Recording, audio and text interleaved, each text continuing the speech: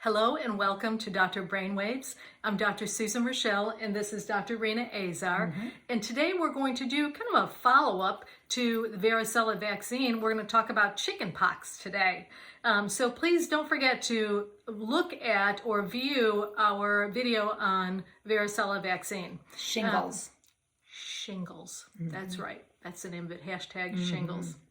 So one of the things that you probably know about chickenpox, it is extremely contagious. And some of the literature suggests that over 90% of households, when one person has it, 90% of households will also get it if they haven't gotten it before.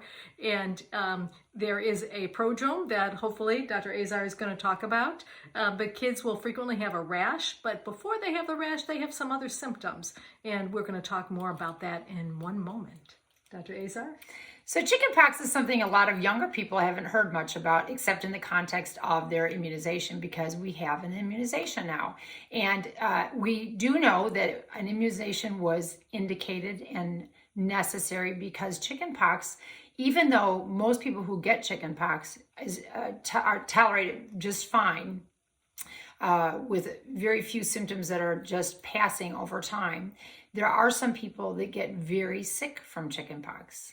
And those are children less than 1 year of age, and children and adults that are older than roughly 13 to 15 years, depending on what literature you look at.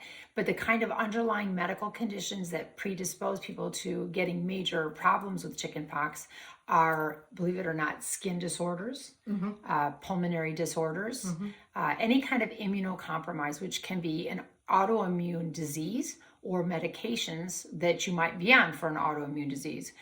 For example, people who get transplanted organs are going to be at risk because they're on immunosuppressants. So there are in society a lot of people that can get very, very sick from chickenpox. Chickenpox is a worldwide phenomenon. People get it all around the world. And we've been very fortunate that we have now developed a vaccine to immunize people against it. So it's an interesting dynamic right now because people over 40 years of age have already seen the chickenpox, usually in person. So more than 99% of people who are over 40 will have the chickenpox antibody in their system. So they're protected against chickenpox, not shingles. So I would recommend you see our shingles video because as you remember, hopefully, shingles is reactivation of the chickenpox virus. So visit that video so you can know how to prevent shingles and what shingles is. So chickenpox emerges in people in 90% of household contexts. What that means in English is if somebody comes into your house with chickenpox and leaves, 90% of people in that household are going to get chickenpox.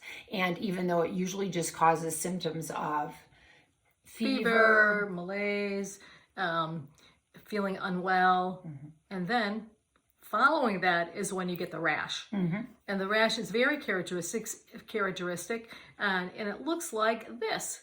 Can you see this erythematous or red base, and then it has a vesicle on it, and sometimes it's described as dew on a rose petal. Absolutely. An interesting thing about this particular rash is it's not monophasic. It's not all looking the same, all coming up at once. It comes up in phases. So you will see some of them are bubbles, some of them are already popped and healing over, crusting over, they call it. And they'll have, any one person can have it all over the body as opposed to shingles, which is a certain region. And it'll be all over the body and it'll be at different stages. The other interesting thing about it is that it is, the way that we contract it is through aerosolization of the nasal mucosa, or the nasal pharynx will give out these aerosolized droplets that we breathe in. But the other thing, another way that you can get it is just by contact. So that fluid that is in those little vesicles that Dr. Azar just showed you, that is also very contagious. So you can get it from a contactant as well as breathing it in, which is part of the reason why it is so contagious. And the other thing to note is that it has an incubation period of about 2 weeks. So after you get the exposure, you may not develop it and think, hey, we're not getting the chickenpox even though they had it.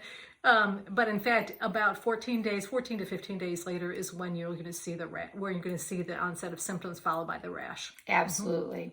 And just like Dr. Raschal said, it's highly contagious and it's usually from airborne particles, but direct contact. So direct contact would be from somebody who has shingles as well as somebody who has an active case of chickenpox. So the only time somebody who has shingles is contagious is when they have active lesions that are open on their skin.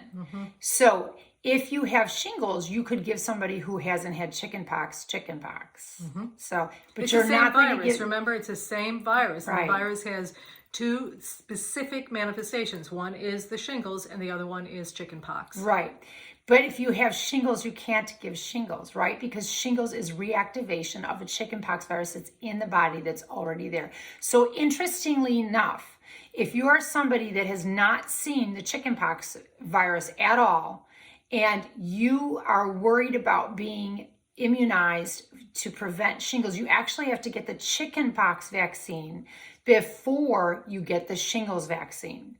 And the reason is because we know that the chickenpox vaccine, which is relatively new, can prevent for many, many people. We don't know exactly to what degree, but it can prevent shingles. But we don't know that the shingles can protect you against chickenpox. It's a different vaccine against a different part of the virus. And we are unlikely ever to know that because we have such a good chickenpox vaccine that we're not wanting to test to see if the shingles vaccine can protect us. It wouldn't be a fair study to just try to see if maybe the shingles vaccine was going to be good enough to prevent chickenpox. So for that reason, if you are over 50, you probably have already had chickenpox. You want to get the shingles immunization. If you're between 30 and 50, you need to give some consideration to whether you've actually had the chickenpox or not. If you're healthy, an immunization is not indicated. But if you are immunocompromised, then an immunization would be indicated. And if you are unsure of your chickenpox exposure, you may need to get the chickenpox vaccine first and then the shingles vaccine. The other thing that you can do before you actually get it is you can just have your provider check for an antibody level. So if you've got an antibody to the chickenpox virus, then we know that you've had the exposure, because some of us just don't remember. There are so many childhood diseases that you may not remember if you got chickenpox, mumps, measles, any of those things. And if you are immunocompromised, what can you get from the chickenpox? Even though it sounds like such a benign condition, people who are immunocompromised can get kind of superficially just infections on the skin, but that can actually get spread throughout the body. So infections is one problem. A serious pneumonia can occur, and brain inflammation, brain infection. So those conditions can, all of them, result in death. So chickenpox is definitely a serious condition. We are very fortunate to have a very good immunization for it.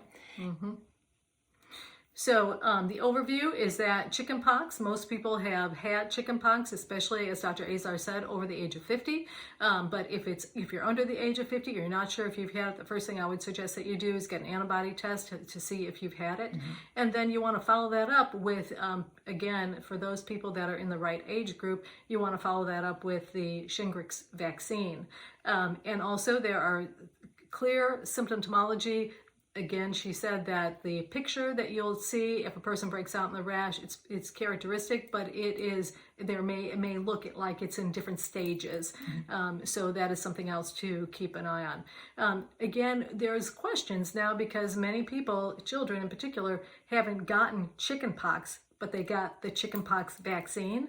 And we know that the way the immune system works is those who have gotten chickenpox probably have lifelong immunity, but those who have gotten the vaccine, the chickenpox vaccine, may not have lifelong immunity. And we're still watching that. Investigating that. It is a live attenuated virus that we give for children because that type of vaccine does work better in children than in adults. But it is very different than the Shingrix vaccine, which is a non-live vaccine. And that's the reason why many of the people who get that vaccine, you have to watch very carefully, anybody who has skin diseases, because it is a live vaccine. So the children that I see with atopic dermatitis, they are at increased risk of having a more serious reaction from the chickenpox vaccine. Absolutely. And thank you for visiting Dr. Brainwaves.